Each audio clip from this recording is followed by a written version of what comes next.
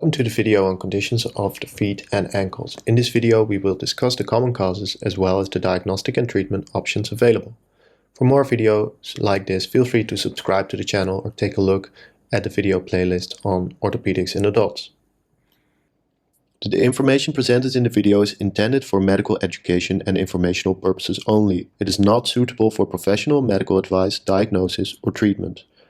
Please consult with your healthcare provider before making any decisions regarding your health and treatment options.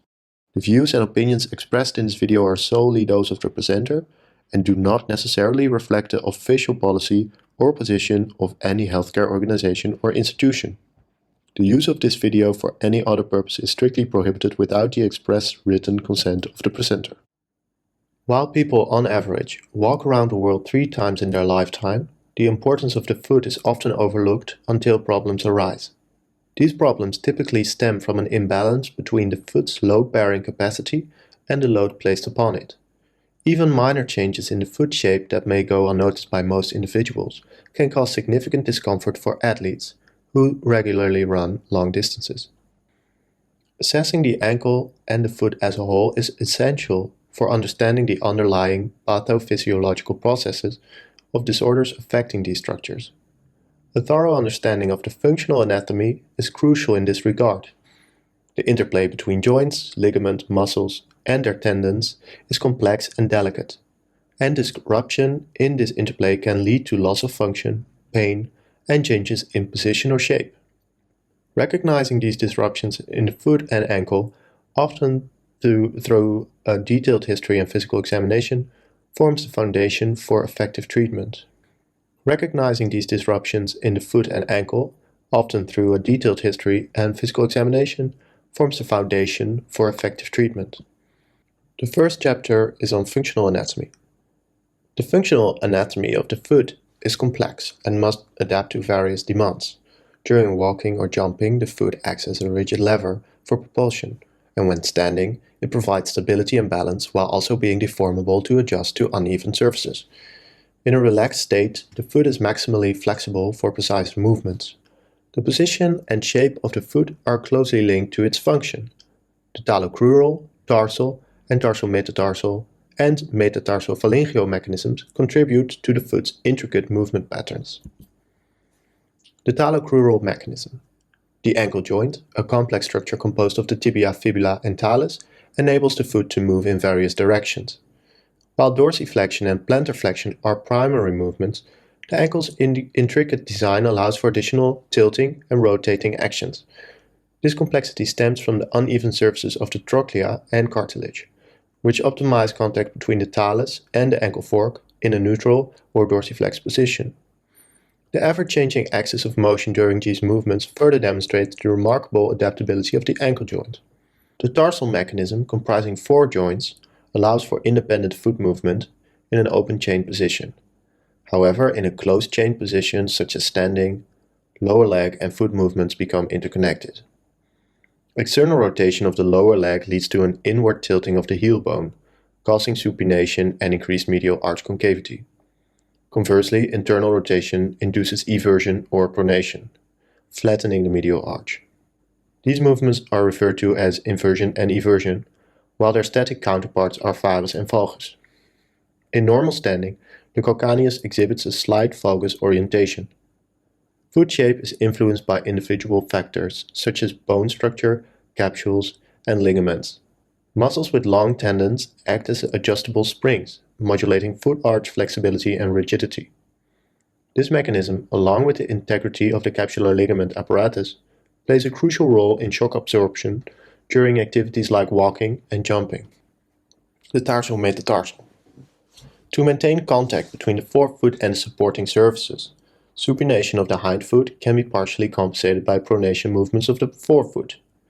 This involves plantar flexion of the metatarsal 1, increasing the concavity of the forefoot, and laterally increasing extension of the metatarsals 3, 4, and 5. Conversely, hyperpronation of the tarsal causes dorsal movement of the metatarsal 1 and increased plantar flexion of the remaining tarsometatarsal joints. Metatarsal 2 remains relatively immobile, serving as a fixed axis around which these movements occur. Metatarsophalangeal.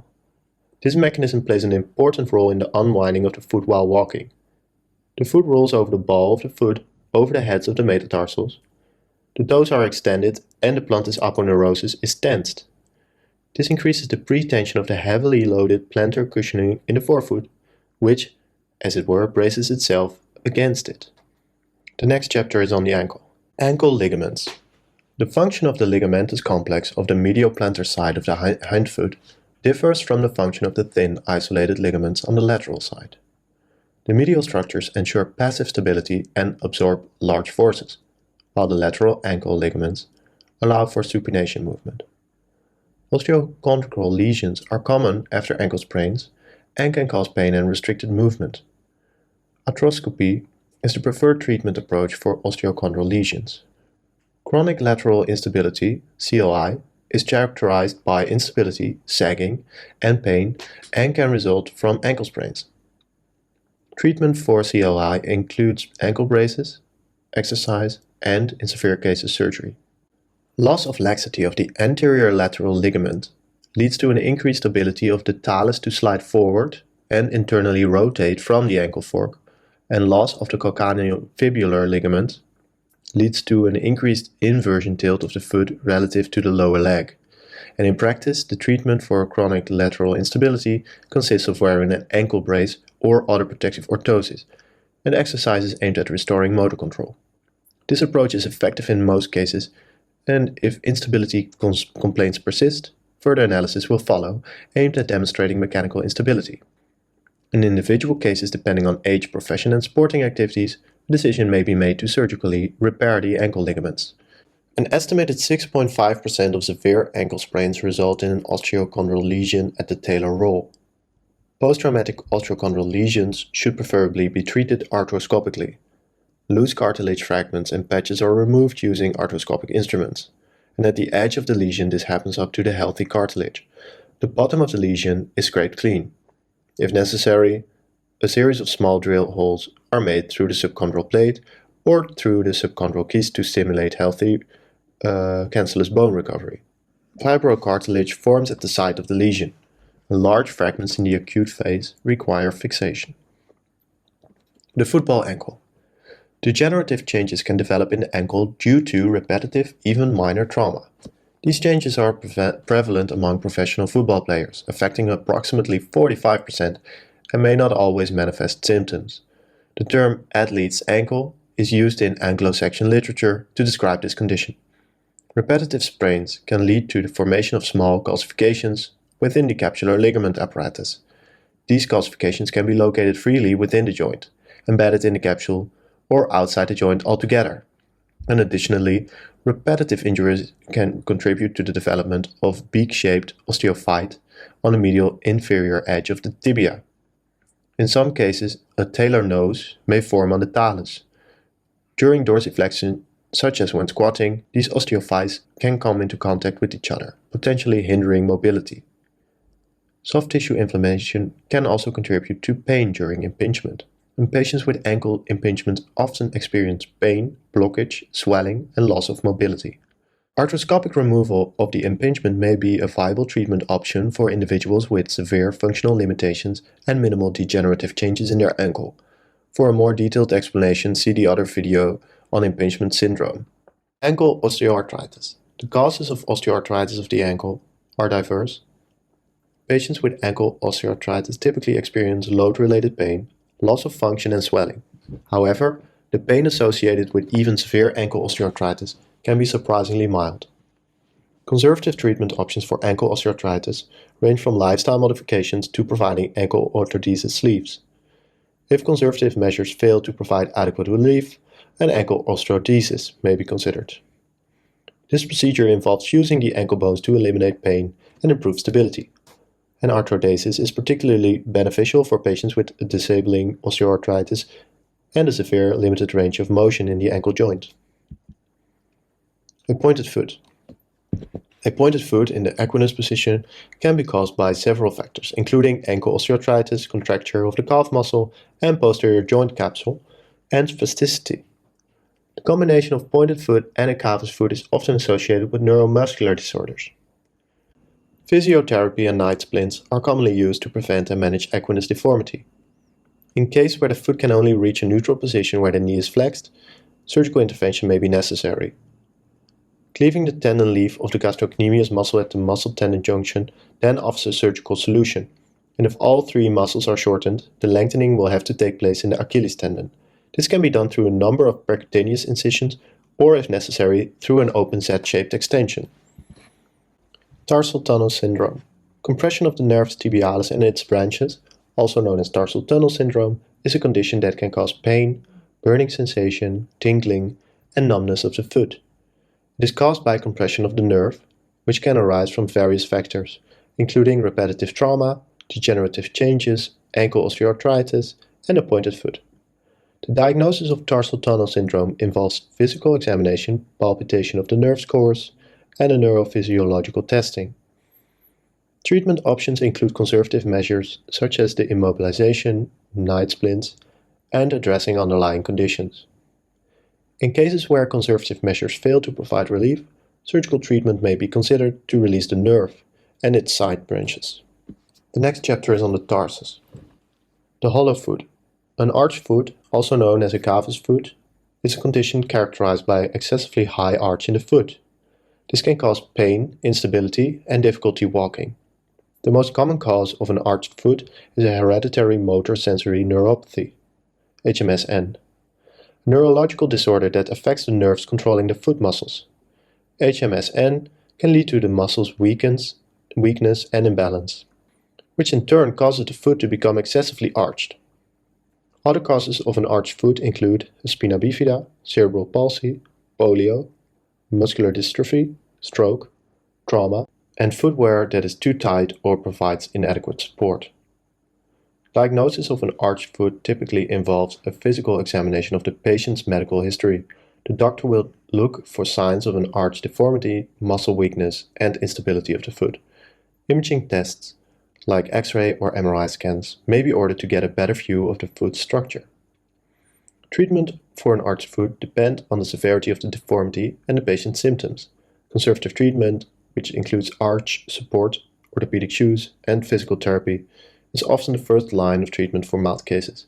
For more severe cases, surgical correction may be necessary. Surgical options include triple arthrodesis, osteotomy, and osteotomies according to Cole and Japas. The primary goals of treatment for an arched foot are to achieve a neutral position and stability of the foot, relieve pressure points, and improve function. With appropriate treatment, most people with an arched foot can manage their symptoms and maintain a normal lifestyle. The painful flat foot. There are two types of flat foot, physiological and pathological. Physiological flat foot is a normal variation of foot structure that does not cause any pain or problems. Pathological flat foot is a condition that causes pain, discomfort, and limited mobility. Tarsal coalition is a condition in which there is a firm connection between the two tarsal bones, or they are fused together. This can cause pain and limited mobility. Talocrural coalition is a particularly easy missed diagnosis on routine radiographs and are best visualized with a CT scan. A calcaneoficular coalition can often be easily diagnosed on the 3/4 X-ray. Conservative treatment include adjustment of loading pattern, arch support, brace or foot ankle orthosis. Plaster immobilization for 4 to 5 weeks is successful in 60 to 70% of patients. In young patients, less than 15 years, surgical resection of the coalition can be considered. From young adulthood onward, and in the presence of degenerative changes in foot root, surgical treatment consists of triple arthrodesis. In case of a talocalcaneal coalition, an isolated subtalar arthrodesis is usually sufficient. Tendinopathy dysfunction of the tibialis posterior muscle is a condition that can cause flat foot. This can be caused by overuse or injury. The treatment is initially conservative and consists of measures to calm the tendinopathy and support the medial arch of the foot. The surgical treatment in stage 1 consists of tenosynovectomy, in which the tendon of the tibialis posterior muscle is sutured and reinforced, and if necessary with the tendon of the flexor digitorum longus muscle. In stage 2, something will also have to be done about the position of the foot, for example, by varying medializing calcaneal osteotomy or an extension of the lateral foot column. Once there is a rigid arthritic tarsal, the surgical treatment consists of a triple arthrodesis with correction of the foot position. Post-traumatic flat foot is a condition that can occur after a serious injury to the foot. This can cause pain, discomfort, and limited mobility. Surgically, nothing other than an arthrodesis can be offered, with position correction if necessary. An attempt is made to maintain the function of the talonavicular joint, which is the most important joint of the tarsal, for as long as possible. The most common fracture of the hind foot is that of the calcaneus, and secondary osteoarthritis often develops after serious damage to the subtalar joint. In the case of disabling complaints that do not respond to conservative treatment, an isolated subtalar arthrodesis is often sufficient. Rheumatoid arthritis is a condition that can cause flat foot. This is because the inflammation from the disease can damage the joints of the foot. Conservative treatment is directed against the synovitis using medications and immobilization of the affected joints. Sometimes a spontaneous ankylosis of one or more joints occurs, which further keeps the foot stable. In case of disabling pain due to the secondary osteoarthritis or hindfoot collapse, an arthrodesis with posture correction should be considered. Correction at the hindfoot at an early stage should be beneficial for the function of the ankle and the forefoot. Tendonitis. There are several tendinopathy conditions that affect the tendons in the lower leg and the foot. First, Achilles tendinopathy, not localized at the insertion, also called mid-portion Achilles tendinopathy, typically exists in the area 2 to 7 cm proximal to the posterior upper part of the heel bone. It occurs in active athletes, but also often occurs in people who do not put extra strain on the tendon. The combination of collagen degeneration and relative overload, but also neovascularization, are described as causes. Due to the fibrosis, a painful fusiform tendinosis focus can be palpable. Both the tendon and the paratenon can be affected. An inflammation of the paratenon is called paratenonitis. In the acute phase, the inflammation is accompanied by pain, swelling of the tissue surrounding the tendon, and crepitations when the skin is moved over the tendon. Tendonitis and paratenonitis can occur separately or simultaneously. 10. Insertive tendonitis of the Achilles tendon and the Haglund deformity. Insertive tendonitis is more common in older, less exercised individuals. Complaints in this condition are also provoked by relative mechanical overload. Ultimately, constant heel pain may exist. Radiologically, an ossification edge is often seen adjacent to the attachment side of the Achilles tendon, sometimes with small calcifications in the tendon. This bone shell, exactly where the back of the heel, can become quite thick, causing pressure pain and blisters when wearing shoes. Women's shoes with a low back are especially notorious, hence the name pump bump. Sometimes the picture is accompanied by the development of a bursa at this location. Between the posterior upper corner of the calcaneus and the front of the Achilles tendon, there is a bursa, the retrocalcaneal bursa. This ensures the sliding between the calcaneus and the distal Achilles tendon. It is not surprising that a bony prominence of this part of the heel bone, or an unfavorable angulation between the heel bone and the course of the Achilles tendon, retrocalcaneal bursitis, and tendinopathy of the tendon at this angle are associated with each other. Such a bony prominence, also called a Haglund deformity, it is not an exostosis. In this case too, pressure in the foot where the bony prominence can cause irritation of the skin, which is accompanied by redness and swelling, possibly blisters. The treatment is aimed at counteracting the pressure, with adjustment of the shoe being the first logical step. Conservative treatment also includes heel cushioning, heel elevation, and local injection into the retrocalcaneal space with corticosteroids. Operative treatment consists of debridement of the retrocalcaneal space and, if necessary, the tendon, in combination with resection of the posterior upper part of the calcaneus. Tendinopathy and subluxation of the peroneal tendons. While tendinopathy of the Achilles tendon and tibialis posterior tendon is associated with hyperpronation of the tarsal, tendinopathy of the peroneal tendon is associated with inversion component and lateral instability of the foot. Patients complain of pain and swelling behind and below the lateral malleolus. Passive inversion or active eversion of the foot provokes pain and the tendon may be weakened. As a result of an acute injury, the peroneal tendon can luxate anteriorly from the retromalleolar groove over the fibula. In some patients this groove appears to be shallow. The retinaculum then tears loose from the lateral malleolus. Afterwards, the tendon can often easily slide out of and into the groove during twisting movement, and patients describe a painful popping sensation. There are various successful surgical treatment methods. Plantar fasciitis. Plantar fasciitis is a frequent, sometimes stubborn inflammation at the space where the fascia originates from the heel bone and in the course of the fascia. Multiple factors appear to play a role. These include the weight and the age of the patient, degeneration of the fascia, and biomechanical factors such as relative overload, short tricep surae muscle, rigid arch foot structure, and collapse of the arch. The pain is often localized more proximally at the attachment of the short foot muscle to the heel bone, and is sometimes difficult to distinguish from neurogenic or other causes of the heel pain. A heel spur is found radiologically at a higher frequency than in asymptomatic persons. The relationship between a heel spur and plantar fasciitis is not clear. Therapy. Conservative treatment is effective in approximately 90% of cases. The treatment consists of mechanical relief, stretching exercises, viscoelastic cushioning under the heel, arch support, antiphalogetics, night splints, corticosteroid injections, physiotherapy, shock wave therapy, plaster immobilization, and orthopedic footwear. Surgical release of the fascia is only indicated in very exceptional cases.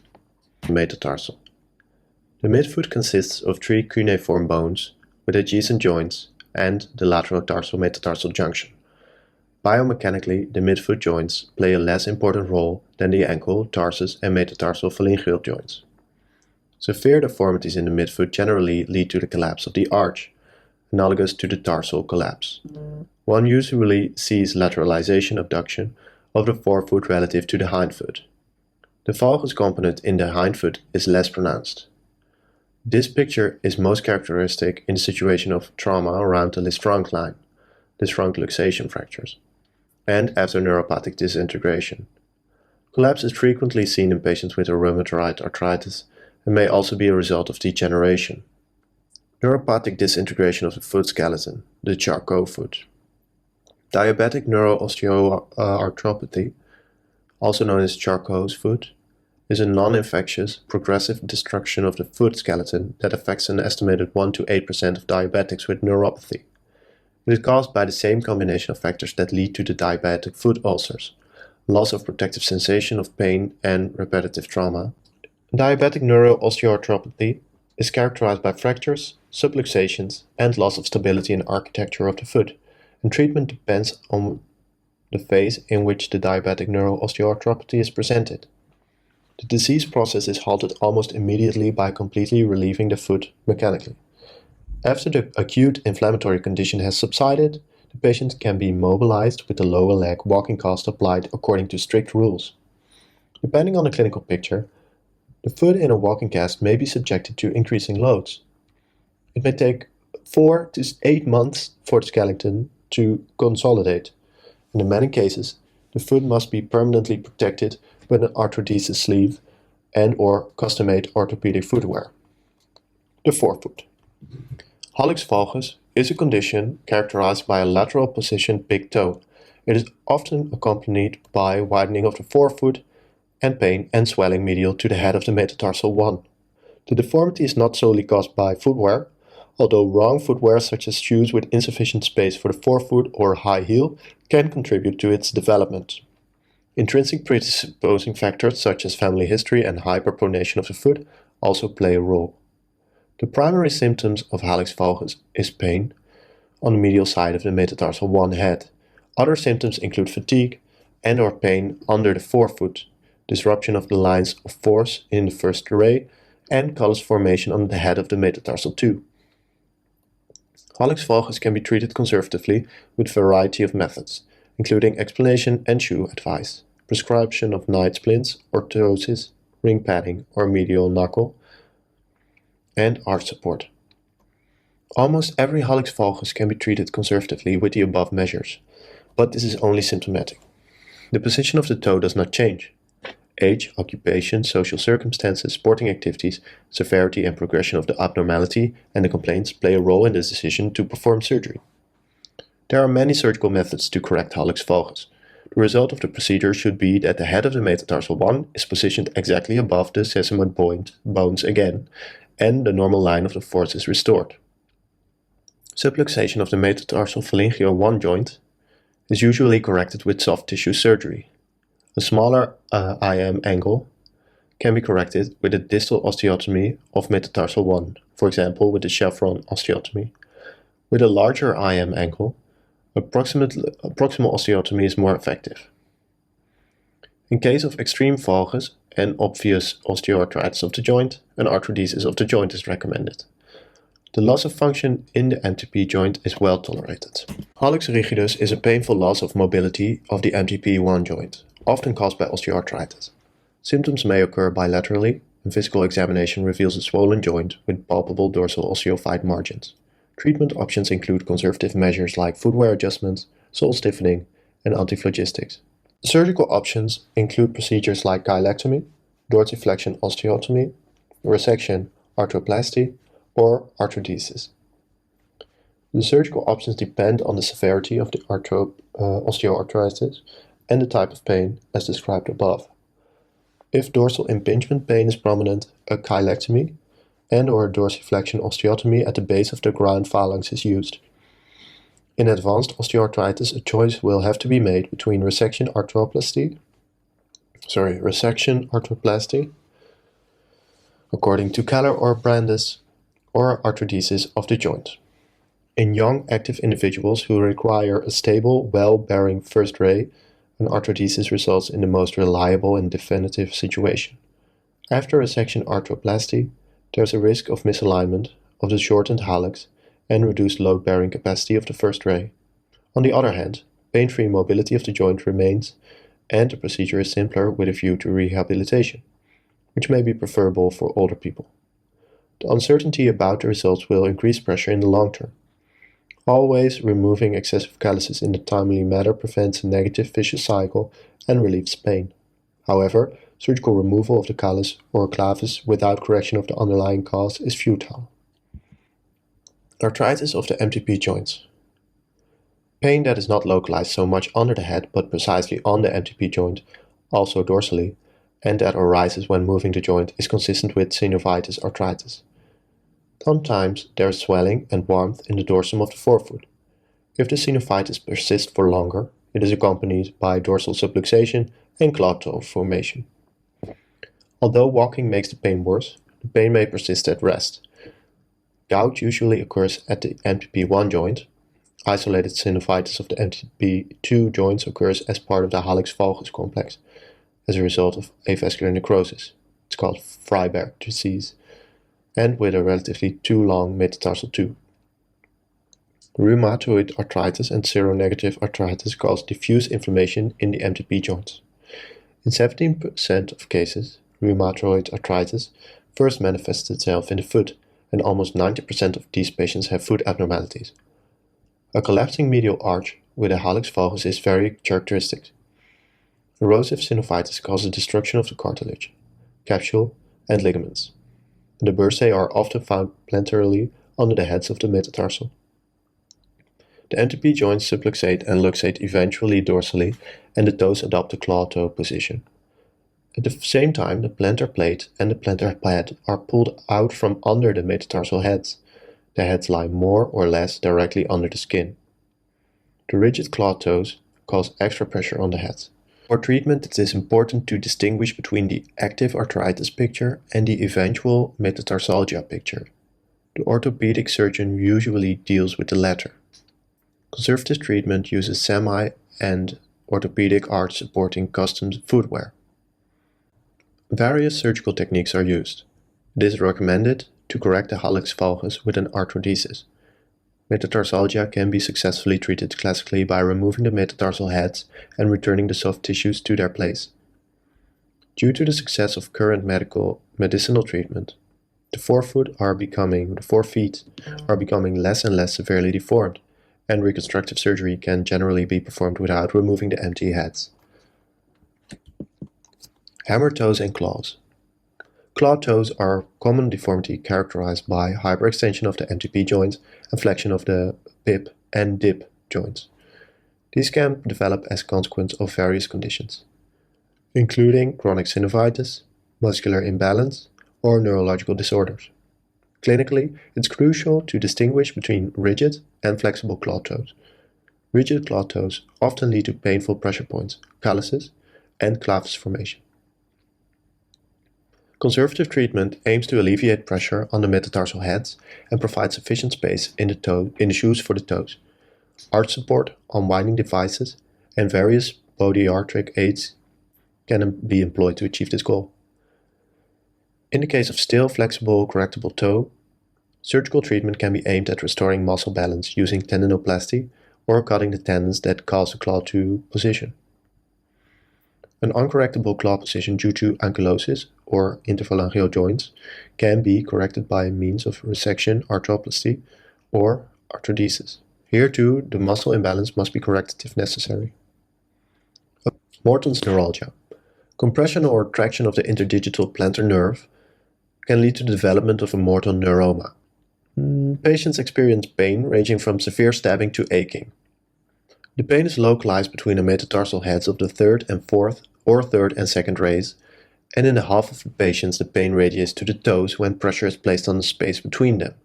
In approximately 1/3 of patients, the sense of touch of the affected toe is altered. The therapy can be conservative, consisting of shoe advice, arch support, and if necessary, local injections with a corticosteroid and an anesthetic. It's generally sufficient. An early show settlement can also be used. Surgical excision of the nerve, usually a fusiform swelling is found at the site of the bifurcation, is rarely indicated. However, in approximately 80% of the cases, the result of this procedure is good. You can show appreciation for the content by liking, subscribing, or commenting on the video.